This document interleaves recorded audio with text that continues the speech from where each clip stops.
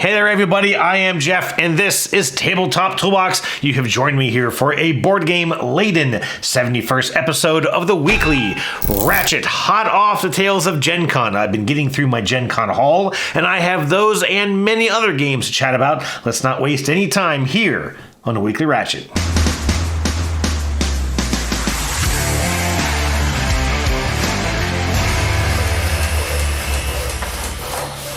Hey there, folks. Welcome back to the Weekly Ratchet. I hope you've had a fantastic week of getting to play some games with family and or friends. How are you doing?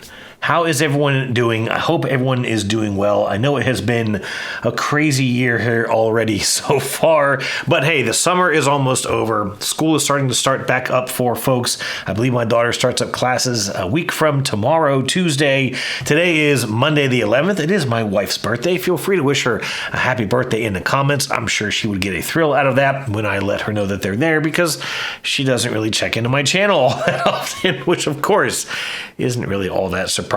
But I hope everyone is doing okay. I hope, folks are having a good time. And like I said, getting to play some games with family and or friends. I've done a good bit of that. I actually spent a lot of this past week just trying to play some games, getting through some of this GenCon haul, getting to play some of the games that I picked up at GenCon, sort of organizing the upgrades and getting things kind of put away. I also actually have been listing a ton of games for sale. There is a virtual flea market coming up at the Dice Tower Retreat, which is about a month away, and I have sold $600 worth of games.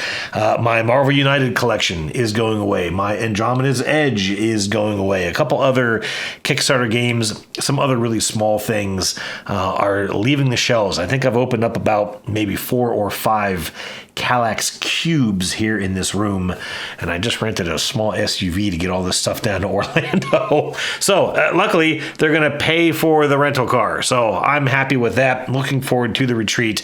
Like I said, lots coming up here in this episode. I'm not going to waste any more time here at the start of the show. So let me tell you what has come in lately.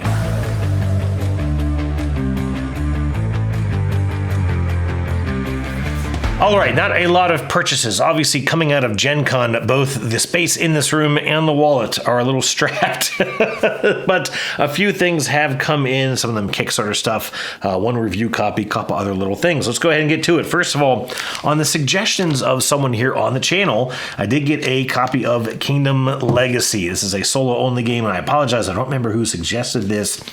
I didn't get a chance to look into it, but I was sitting there at the Dice Tower Awards, and this was nominated for Best Solo Game. It did not win, but seeing it there on the screen, I thought, that name looks familiar. I think someone mentioned it. I didn't get a chance to ever look it up, so I found that comment on the channel as I was sitting there in the awards ceremony, and then found it for sale through the original publisher, which is actually out in Sweden. And so I went ahead and placed an order for it. I got one of the expansions. I guess there are 2 more expansions. I couldn't quite tell what was an expansion for this game and maybe what was part of another game. It was a little bit confusing the way their website was written, but now I see, because actually a copy for this is up for sale on the virtual flea market, which I wish I'd seen a few weeks ago. Maybe it wasn't there, don't know. Anyway, so I'm going to have to go and try and pick up the other 2 expansions for this. But looking forward to this. A nice solo game, card game especially in this theme. Sounds interesting. I'm looking forward to checking this one out. Up next, small Kickstarter expansion came in. This is the Raising Robots expansion. I've never talked about this game here on the channel, but Raising Robots is a tableau building, engine building game. On the table, it looks a lot like Wingspan, but doesn't really share any real DNA with Wingspan. It uses simultaneous play, but it also uses action selection in a pretty interesting way, in that you're going to have a couple of cards. You're going to choose to play those cards. You're going to choose to sort of power certain actions. And in doing so, you may end up either with more power than you had planned on by the actions of other players, or they may put power on actions that you were not planning to use, which then gives you access to them in this factory that you have that is building robots. It is very cutesy themed. You can probably kind of tell from this artwork I have the overhead working. You can probably tell from some of this artwork that it's a little sort of cartoonish looking, but very beautifully illustrated, and just a fun game. It's a little tricky to get into. The rule book is not beautifully written. I don't even remember what this adds, although it says it's a Friends expansion. So I'm not really sure. I need to break this out again. Daniel and I believe, played it quite a while ago. I think even before the Ratchet started. But yeah, need to get that played again. Alrighty, I got Ink. This is a review copy from Asmodee. The publisher is Final Score. I haven't gotten to play this yet, but I did read through the rulebook. Looks really, really pretty. An abstract kind of a tile placement pattern building game where you're then trying to score these spaces. You're trying to get enough color attached to one of these numbered spaces. So for example, there's a 6 here. If you have 6 blue sort of expanding off of that tile, you can then score it. And you score these things using, if I can get down to it, these really nice looking ink canisters. Not sure how well that's going to show up on camera, but there are these little ink pieces. They're by player color, and so you're putting your player color on those numbers. And there is this kind of weird thing where you're putting them upside down to show difference between putting them right side up, which seems a little wonky. Again, none of those in the rulebook is not perfectly written. I had a couple questions coming out of that, so I got to do a little bit more digging and just see if I can understand fully how to play this. It looks pretty, and like I said, it is an Asmodee review copy, so eventually there will be more on the channel here about Ink. Ugh. Now, I got 2 other games to show you, but first, I got to reach off a frame here. Hang on a second. This one's kind of silly. I don't know. I don't remember what I was doing when I found this on Amazon. But I was just scrolling through Amazon. You know, hey, Amazon knows that I buy games, and it has picked up on that, and so it's advertising certain things to me, and it advertised this. Now, the box, you can see, either says Meandering Base or Meandering Ball. We're not entirely sure. I'm thinking, based on the way the game plays, that it's Meandering Ball. However, the online listing on Amazon.com says Table Hockey, which is what it called it. Luckily, it was a little video that caught my attention, because this game has nothing in common whatsoever with hockey. I mean, nothing. In fact, you'll see when I open this that it looks a bit more familiar to even another game, maybe Crokinole. This is a very, I mean, like, this thing was like $50. It is sort of plywood, that kind of compressed wood. You probably can't see it here in the video at all, but that's fine. And it just has these scoring spaces. And then I have right off frame here the pucks. Now, you're going to see what makes this interesting with my very, very first shot. Let's use a bright color that you'll be able to see. Here we go. Make sure the surface is clean. Are you ready? Did you catch it?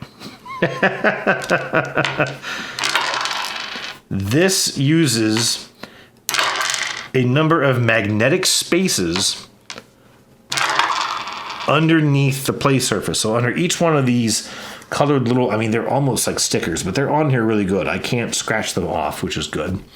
There's a magnet under each one. I'm guessing a little rare earth, neodymium, or whatever it's called, magnet.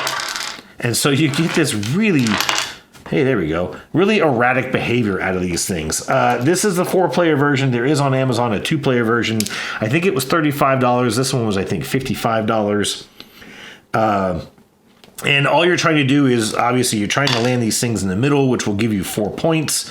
And just like Crokinole, you then remove the piece and it sits off to the side for endgame scoring. But then at the end of the game, wherever your discs are, is how much they score based on the small key here on the bottom of the board. That's it. That's the whole game. And it's really, really funny because these things can just absolutely be crazy. We've had times where it will just pull a Yui right in front of you. And, you know, you're sitting there like, what the hell just happened? I can't actually get it to do it now. There you go. Maybe you caught that. My family and I played this, I think, 6 or 7 times back to back the other night, waiting for dinner to heat up in the oven. A 3-player game of this lasted about a minute because you shoot all 5 of your little discs here.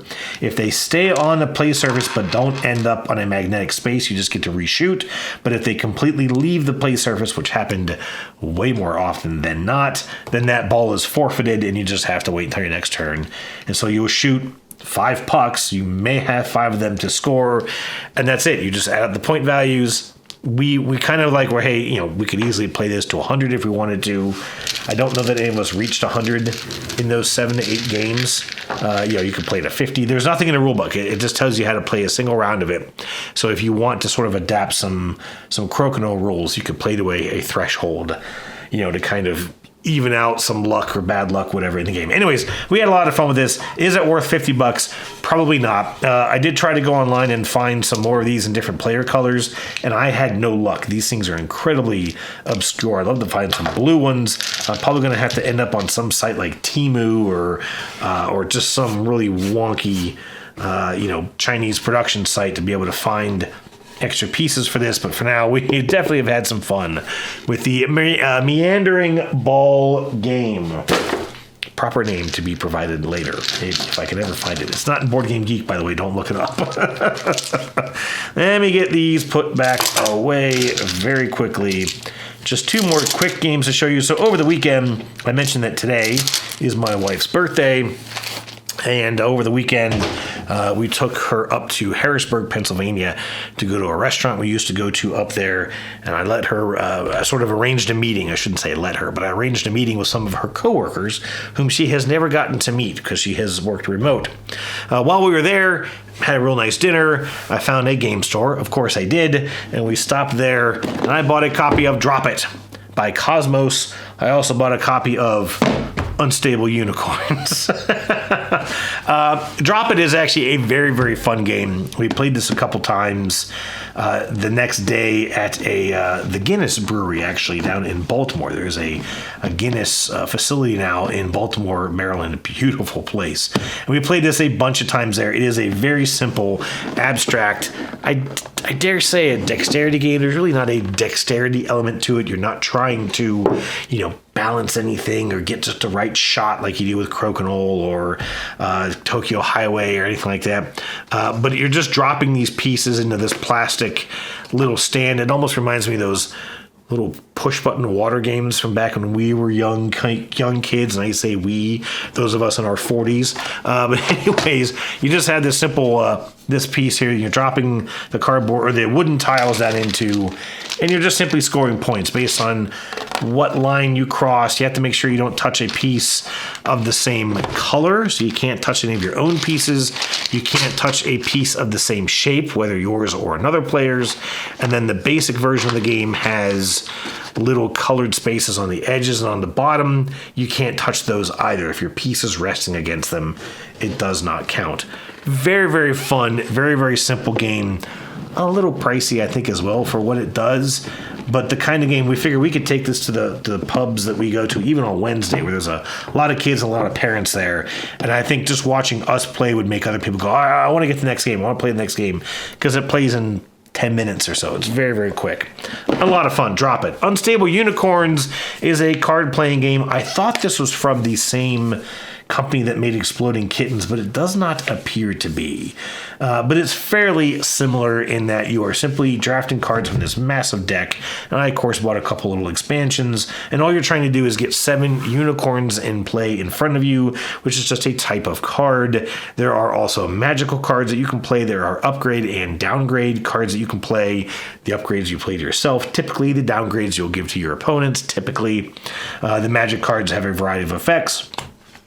And it's just a very random, swingy kind of a chaos game. But it has always kind of looked cute. It's a game I've always been curious about.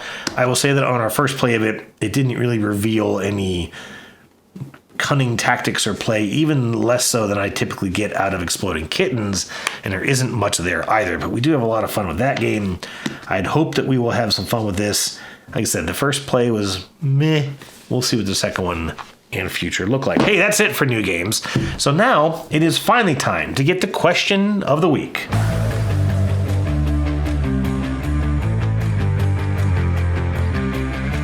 All right, getting caught up on some question of the week. I asked you this 2 weeks ago. I asked what was the craziest thing you have ever done in the name of board games. Of course, I didn't get to question of the week last week with the special GenCon episode, but it is time to get caught up now. Up first was Ty McDonald, who wrote about driving 2.5 hours to a GenCon pop-up event in Sacramento, California, with his then 8-month pregnant wife. He said he remembers none of it and didn't go the second day, and in short, it was a bad idea on his part. I can imagine that to be the case. You probably slept in the doghouse quite a while on that one. I'm assuming she didn't have the child in Sacramento. That's not why you didn't go the second day. I don't know. You didn't say. But anyways, Lancelot, a first-time poster, said he hasn't been too crazy, apart from waking up at 4 a.m. to play games and possibly playing on the floor on occasion when a game was too big for his table. You're actually kind of stealing mine, because I was going to mention getting up at 4 a.m. to go to some of these conventions, to, times I've set an alarm really early in the morning to go and play something at the Dice Tower Retreat. Just all those times that I have, had to set an alarm for some ungodly time, especially on a weekend, to go and play a game. So I'm with you on that one, and welcome to the channel. Red Panda Games said the craziest thing he's done is spend tons of money on games he might play once, if even that. Oh man, that one hits close. That one, ouch. I think we've all been there. As I mentioned earlier in the episode, I'm trying to get rid of a bunch of games that I have maybe played once, or I actually have sold one game. I have it's a Back to the Future cooperative game, Back in Time. I can't remember what it's called. Literally unplayed. Have never played it, and I've already sold it. I was going to try and sneak in a play maybe before it goes, but we'll see if I even have time. But I completely feel you on that one, and it hurts. Greg Bowerly of the Meeple Society said they've driven cross-country to play games with some guy in a cabin, or driving from Indianapolis all the way to Orlando just to play games with that guy again. I don't know, man. That guy sounds pretty awesome, and you should probably just keep doing that without asking any questions. I mentioned in the comments I'm about to experience that drive to Orlando myself. I think I've got just a few hours less than you do, but probably not many less. Like, we're kind of both sort of coming down at an angle. You're just a little further north than I am, but I'm about to feel that pain for sure. And meanwhile, Katie, also of the Meeple Society, said probably deciding to do a 24-hour gaming marathon and hosting it entirely live on YouTube, and deciding to do all of this annually.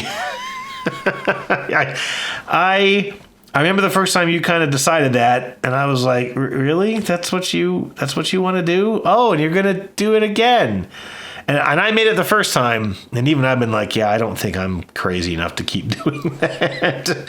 I will hand that to you. I know it's a ton of effort. I know you got a lot of people helping make it happen, but even then, good Lord, no thank you. Jeremy Brooks shared that he spent over 2 years trying to run demos at a local gaming store that refused to promote what he was trying to do. Even if it would mean bringing more customers to their store, he would be set up in a dimly lit basement waiting hours at a time for anyone to show up.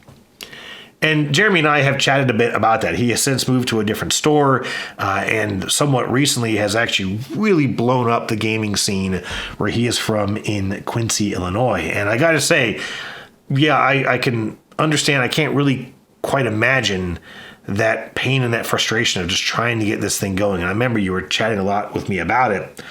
And I think you did finally realize the answer was it's just time to go somewhere else. And I'm really, really happy that you've been able to do that. And kudos to you, I think, for recognizing that challenge and making the step to change things for the better. I think that's really fantastic. And speaking of which, Rebecca said the craziest thing she's done is go to those game nights that Jeremy is hosting. She says she's a work-from-home introvert, but realized her husband wasn't going to play as many games as she wanted to, so she was going to have to get out of the house and meet some people. And that's really, really cool. And I can understand that, and I've actually talked about this before, actually on the Dice Tower channel, that the first time I went to the Dice Tower retreat and I walked into a room with 200-something people who were all playing games, and I knew that I was going to have to just sort of walk into that space and go, hey, can I join you? Hey, can I play with you? What are you playing? Can I grab a seat? And that was really, really weird for me too. And I think that the first couple of times you do it, I mean, there's times it won't go well. There were times I was told, no, we've got enough people. I've certainly seen that at the local events here in Richmond, where someone goes, oh, no, we're waiting for our friends to show up, or we're waiting for someone in particular. And it's like, well, hey, they're not here. I'm here. Why don't I join you? Maybe we'll get done before they get here. And that doesn't usually work. But still, kudos to you, to both of you, really, for having that perseverance again to sort of like, look, I need to make this work for me. There's something I want to do, and I just need to find a way to get it done. And so I salute the both of you for making that happen. Ecto Fox said the craziest thing he's done is dumping endless time and money into trying to develop a board game. Man, we've chatted a bit about this. This is my buddy Jeff, who lives here in town, and even he's kind of had to put this by the wayside for a little bit because it's just been taking too much of his time. And I know this. I interviewed the designer there of the Beast and Diplomacy game, and even he talked about just the years that he has spent and the money that he has spent prototyping stuff, getting little bits of artwork done, reaching out for ideas, trying to get help, and just all the time and money that costs. I really can't imagine. I've spent this much time trying to design 2 different board games, and very quickly just kind of said, I don't think this is something I need to pursue, at least not right now. Who knows if ever, but I can certainly understand that challenge. That is it for Question of the Week. And I kind of shared mine. Again, waking up at really early times in the morning, I can certainly agree with spending a bunch of money on games I've rarely played. I've also spent a ton of money on this, on everything that you're not seeing that is helping you to see me. And you've seen some of that in those behind the scenes episodes and such. The amount of money I've put into cameras and lights, the sheer luck I've had of getting this space to film in. And even now, as I think I mentioned in a previous episode, we're looking at the possibility of building a house and actually trying to work into that, the idea of having a small studio space. Don't know if that's going to happen either, but it's on the mind. So we'll see how that goes. But that's what hobbies are. Sometimes we put a lot of time and a lot of money, and we get a little goofy when it comes to our hobbies. And I think that just means that we are doing it right. Let's go ahead and get to some recently played games.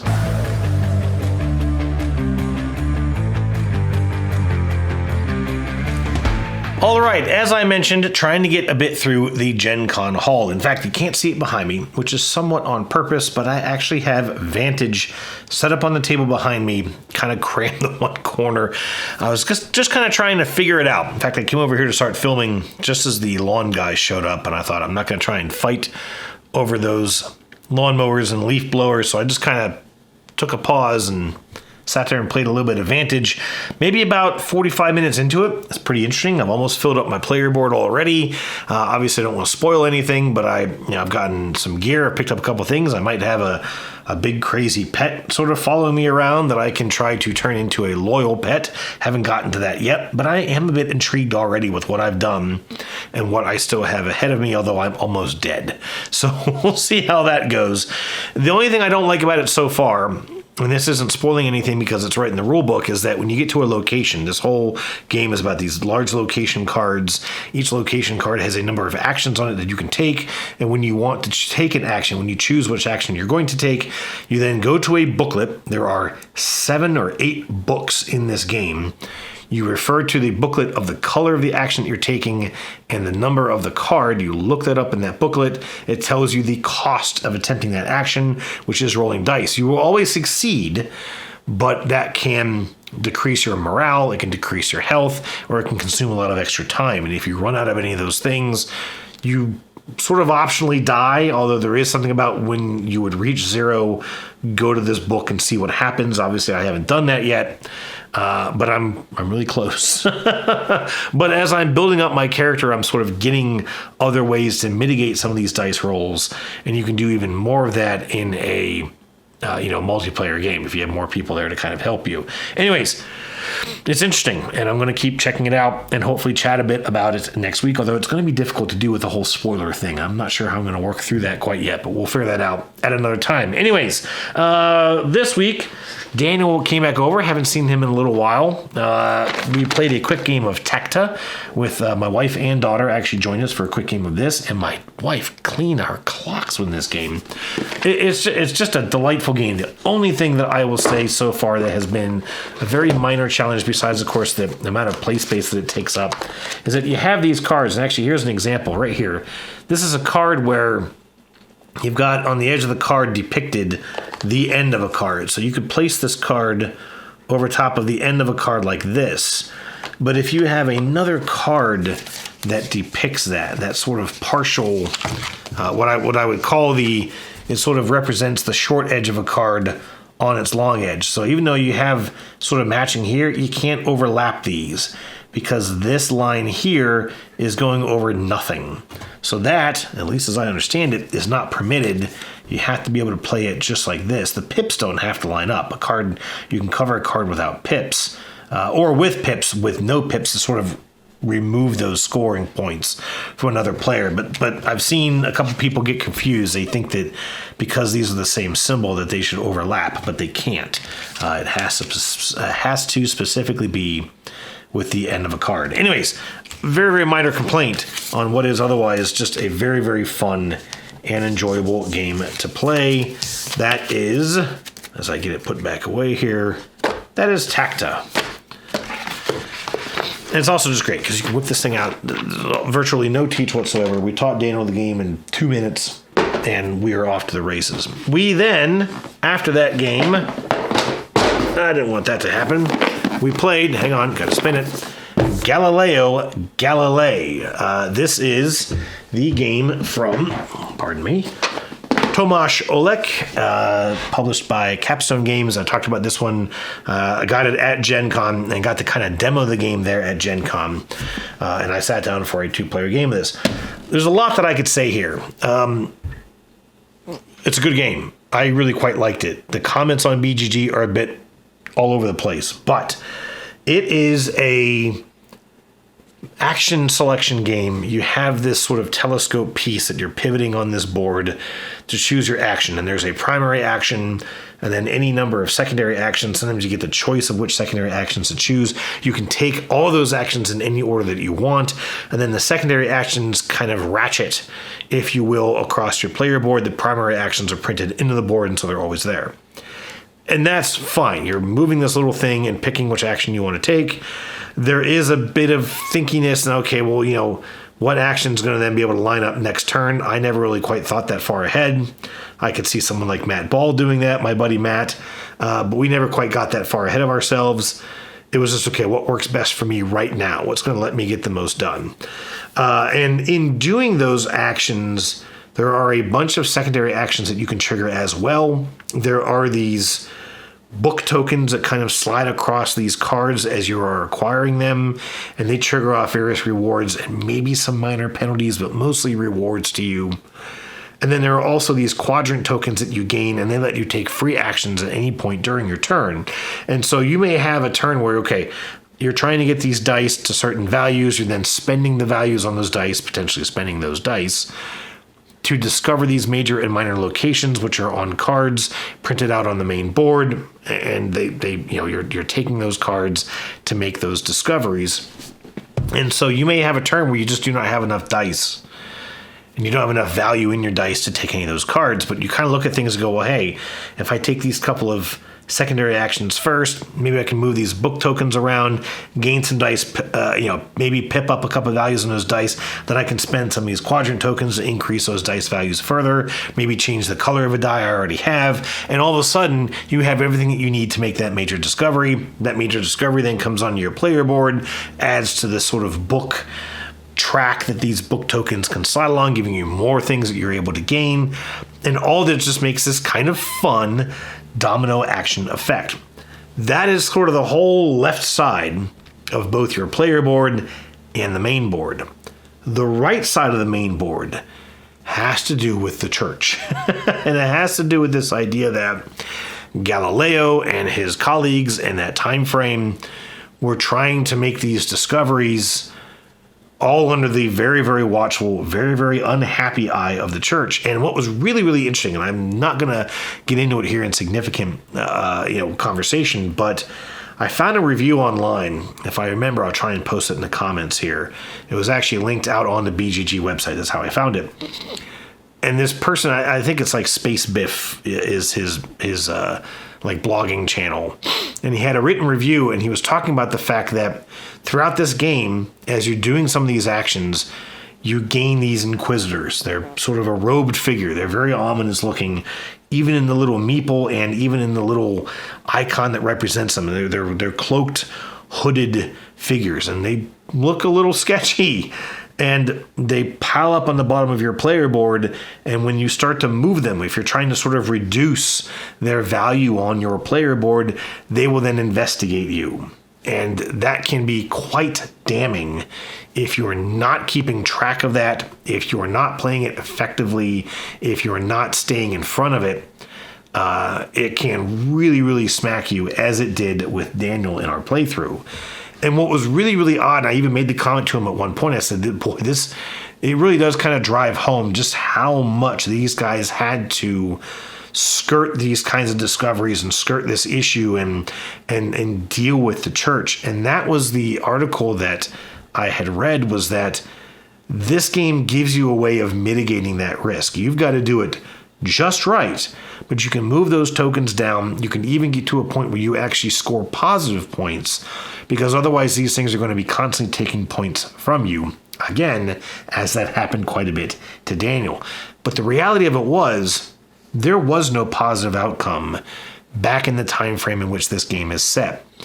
One of his colleagues, Bruno, was burned at the stake because of this research and these discoveries and this stuff that he was purporting to be real in astronomy and in our galaxy, in our solar system. They just were not having it. And these people lived very, very tortured lives, very, very challenging lives, were often discredited, abused, tortured, you name it, smeared, their families attacked, and everything because of these discoveries. And so he was actually kind of talking about this, well, hey, look, the game tries to kind of spin this in a positive way. Hey, if you really do this right, you can do very well in this game. And that was not actually an option back then. And so he was kind of complaining that the game even then wasn't truly realistic, wasn't truly honest about those times. And it was a very, very interesting take. It was a very, very interesting read. It's a very, very interesting game. I enjoyed the puzzle of trying to, get my dice picked up, get those cards discovered, deal with the threats of these Inquisitors and the church in general. But I could see some people, and Daniel was a bit put off by it because he actually took a character that leaned into that even a little bit. It was actually more of a risk. It was not Bruno. I don't remember which character he actually had. I had Copernicus, which was actually kind of able to rewrite some history. You were actually able to adjust some of these icons on your books that you were collecting and actually turn things kind of positive. And I think that was how I was able to mitigate a lot of that risk. Daniel lost a ton of points in the end game, and it was a bit. I was like almost uncomfortable because it was at the end of the game. It's okay. Well, I'm going to pick up like 8 more points off of this Inquisitor board, and he lost 20. So we had a quite big disparity in our scores. But even he agreed. He liked the puzzle of it. I don't know how much of that history even he quite knew at the time, maybe more so than we chatted about then. But I can see this game not being for everyone. I can see if you don't understand that history, if you're not aware of it, if you're not aware of what was kind of going on back then, this just seems like a messy idea of a game. And I saw the comments on BGG. This Inquisitor track doesn't make sense. I didn't like it. It was really mean. I lost a lot of points. And I can completely understand that. But if you actually understand that history, you see the challenges more than just a finicky aspect of a game that made it hard. All of a sudden, it becomes thematically incredibly accurate, almost accurate to the point of being inaccurate, because like I said, you can avoid some of this if you play your cards right, or it can stomp you, as it definitely did with Galileo and his colleagues. Anyways, I got off a little bit off the rails there, but I thought this was a great game. I really had a good time playing it, and I'm looking forward to getting to check it out again. Galileo Galilei. All right, my computer has shut off in all of that nonsensory. So let me get back to the list here as soon as this thing wakes up. After we finish that game, I gotta slide this out again. Wanted something a little bit more casual, a little more relaxing. And Daniel and I played Adulthood. In fact, I forgot to put it on my list. But my family had also played this earlier in the week. My wife and daughter and I played Adulthood. Look at that. Greg, I had the cover on upside down again. This game is friggin' delightful. It's just a little too long, I think. This is a tableau building game. You sort of have action points that you can spend on your turn. On your turn, you will spend these action points. You have 8 of them. I don't see any way to get more of them yet. At least none of the cards that we've come across. But you have these action points. You can spend them to go to work. You can spend them to do things in your community. You can spend them on leisure activities. You can spend them on wellness activities. And then there are some other sort of permanent actions built into your player board, which actually will give you the options to find more. Go and look for another career card. Go and look for a partner. Go dating and try to find a partner. There are ways that you get these kind of value cards. The value cards are going to give you endgame scoring. You can swap them out if they're not synergizing with what you have in front of you.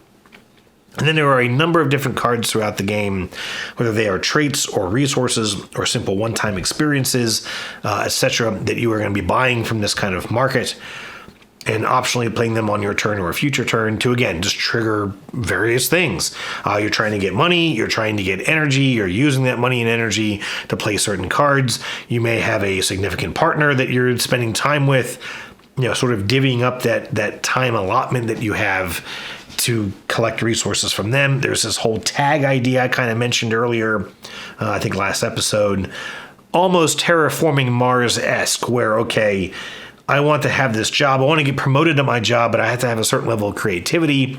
And that creativity has to come from other cards that you've already played. So in this last play, I needed to have a lot of book skills. I found an exotic pet, which required me to do a lot of research. And so it gave me a book skill. I was dating, I think, a teacher or something like that who gave me the book skill. I had a couple of one-time events that gave me a couple other different tags, including some book skills, because I had a value at the end of the game that said I wanted to be well-learned, and I was going to get points for every book skill that I had. I was also going to get points for all the different wellness activities that I had sort of engaged in throughout the game. And so I had a pet shop for a little while. Not a business, but I was very active in a pet shop, where I'd go a bunch of times to the pet shop, which would help me get some points off of my pet. And then I think I did some other kind of a mall walking activity or something, just getting all these crazy different cards that, of course, were just building up to my endgame score. The theme in this game is up there with some of my favorite thematic games like Rock Hard 1977. In fact, I wonder if this might nail its theme even slightly better than Rock Hard 77. It does have a little bit more of that random, chaosy kind of stuff. Not to the extent of like a Thunder Road Vendetta, but a little bit more, I think, than Rock Hard 77. Daniel got a card in this game. When you hit certain thresholds in your score, you get a life event card. And his life event card was that there was an inheritance, implying that someone had died. He got a couple of unhappy point tokens that subtracted from his score at the end of the game, but he got a bunch of money as a trade-off. And we were kind of laughing about it. And the reason I'm chuckling is because he took a job early in the game. He was a backup dancer. That was his first job in the game, and he never replaced it. He never got a different job.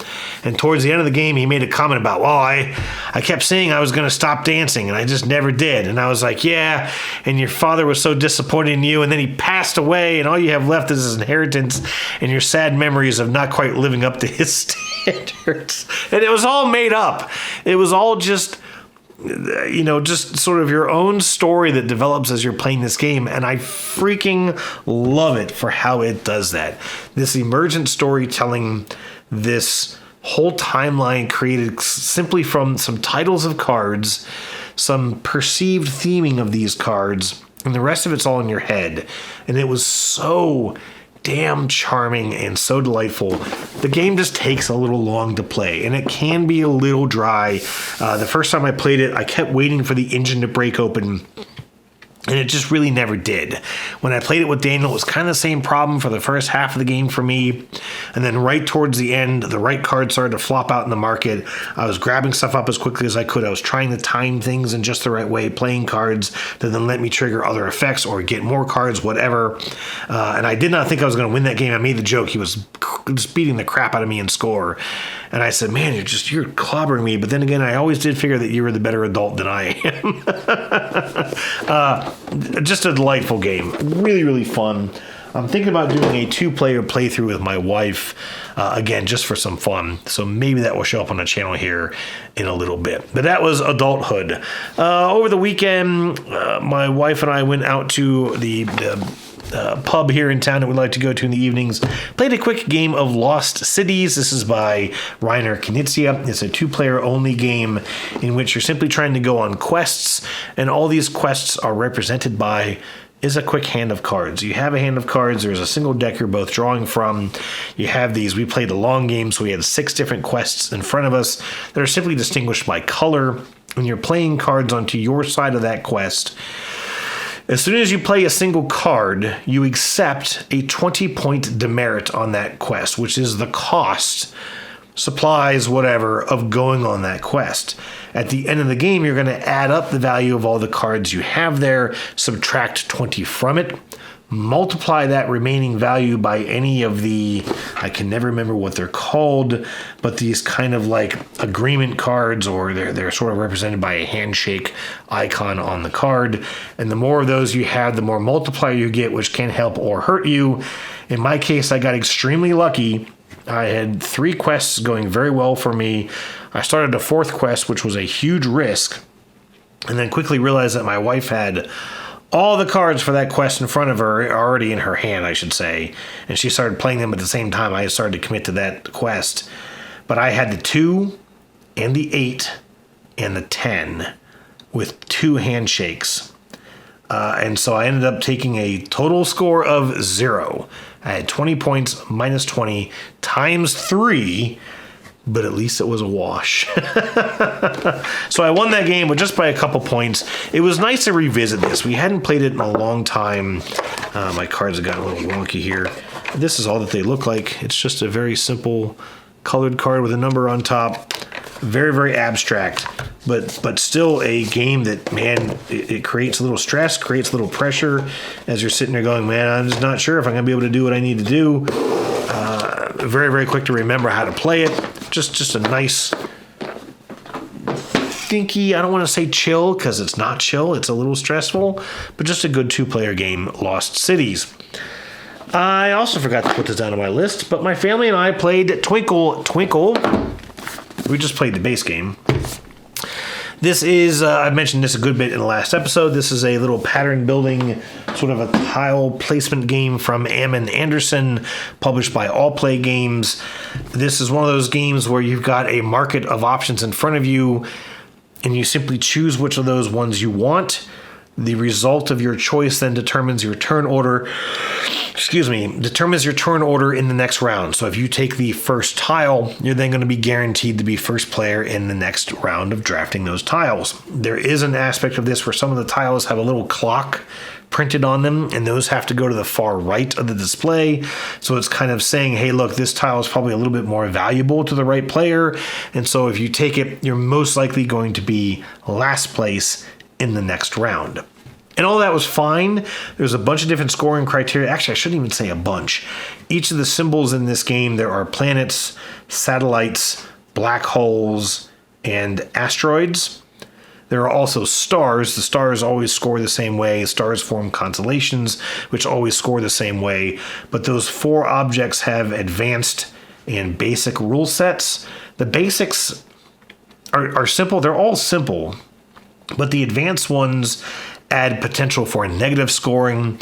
They also add scoring that only applies if you are the first. If you have the most of something, then you will score. Otherwise, you might get nothing, or again, possibly get negative points. I'm not a big fan of that in these set collection kind of games because there is so much randomness in how they get pulled out of the bag. And so we stuck with the basic scoring. I was going through the expansions for it. We didn't play with any of them. But the one thing I was a little bummed by with the expansions is that, for example, there's an extraterrestrials expansion, which was kind of an add-on. They provided it to us from All Play. And what you have to do is you have to take one of those 4 things: the planets, the asteroids, the satellites, or the planets, asteroids, satellites, or the black holes, and you have to remove one. And what that means is dumping all the tiles out of the bag, going through them to find everyone that has that appropriate letter. So if you're using satellites, every one of those tokens has an S on them. You have to pull all those out of the bag, then add in all the UFO ones, which is a U, or you have to, if you want to add whatever the expansions are, I can't remember what was in there, but same thing, you would take something out to add that expansion component in. That's okay, but man, it really adds some fiddly nature of trying to just dump all this out, trying to organize, okay, here's all the S's, now I want to add these all in, I got to put them back in the bag, I got to shake them, eventually I got to put this back to original if I want, it's just, that seemed a little bit more clunky, where I would kind of prefer to just dump everything in the bag and see what comes up. The other thing I was a little disappointed by in this is that all of the tiles, as you've probably seen in some pictures here already, are just a clear plastic tile with a white sort of a screen printing or a thermal printing on them. There's no color. The only color you get is what's coming from your player board, which is kind of tuned to your player color. But that's it. I would have really loved to have seen some color on these tiles. I joked with my wife the fact that, hey, I've got some colored paint pens. I could go in here and just color some planets. I can try and color a black hole, but obviously it's not going to quite be the same effect. And so I'm just a little bummed in that. I wish there was a little bit more color to this, a little bit more table presence out of it. The game itself was fine. I like the way that it played. I like that idea of my choice determining my turn order. That feels a lot less restrictive than games where there's maybe costs that you have to pay. If you want to take something that's later in the draw, it's going to cost you more resources. I really don't care for that mechanism. This is much more approachable, much more easy to teach. No resources to have to manage or organize on the table, and that kind of stuff. So a delightful game, if not just a little lackluster in its appearance. Twinkle Twinkle. We then, I think last ones to mention, I kind of already did, was Unstable Unicorns and Drop It. I don't think I'm going to mention this one at all. We'll just go ahead and toss that aside until I get a couple more plays of it. And Drop It, as I already kind of mentioned this game in pretty good detail, just a very, very fun, approachable family game. Once I kind of got things organized, we were playing on just a little bar top table there at the Guinness Factory, and we played quite a number of games of this. The base game is very, very simple. Again, you're just dropping these tokens in, you're trying to make sure you're not touching things that you don't want to be touching, and you just score points based on these lines printed across this piece, however far above you extend. Whichever line you extend above is the line that you then get the score, and there are little tiny circles just etched into the plastic of this thing, and if any of that circle is touching your recently dropped piece, you can score some extra bonus points on top. And that was all fine. I think that at 3 players, it's probably the hardest game that you have to play, because at 2 players, each player is going to work 2 of those colors. And as I mentioned at the beginning of the show, you cannot score if you're touching your same color or if you're touching the same shape that you dropped. And at 3 players, there's only 2 other players out there. And so it became very, very easy to hit your own color. At 2 players, you're using 2 different colors. In the course of 4 players, all the colors are being used. And so you've got a little better option, a little better chance of avoiding your own player color. And that is why after the first 2 games, we quickly started using these Joker tokens, which come in the box. These each player gets 2 of these tokens at 3 or 4 players. And what they let you do is, if you drop a piece and basically it is invalidated because it either touches your color or touches a color on the side that you're not supposed to touch or touches the same piece, you can spend one of your 2 Joker tokens and score that piece as normal. This, of course, is something you want to do a little later in the game. As you're stacking higher, the pieces become worth more points. Those rows, those kind of lines that you're crossing become worth more points. And if you're trying to hit one of those high point, a 3-point extra bonus point printed into the plastic. Again, you might want to wait for just the right opportunity. I'm going to go ahead and drop this piece. I know it's not going to be valid, but if I spend my Joker token, I'm going to suddenly get 7 or 8 or 9 points, and that makes a big difference, obviously, in the scoring of this game. So I really had a lot of fun once we started to use those Joker tokens. I think it makes the 3-player game a lot more palatable.